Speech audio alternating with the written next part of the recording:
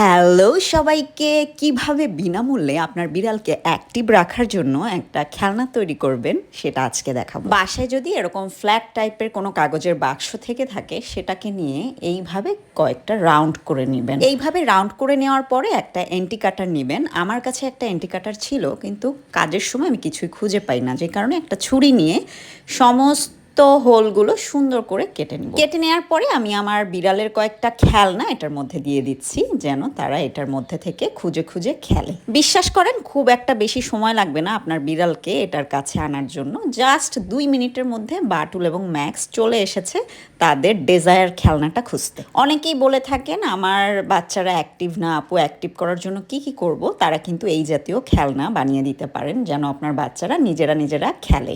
আমাদের আজকের ভিডিওটি যদি আপনার ভালো লেগে থাকে একটা শেয়ার করে দিবেন, আর বেশি ভালো লাগলে কমেন্ট করে জানিয়ে দিবেন। ভালো থাকবেন সবাই।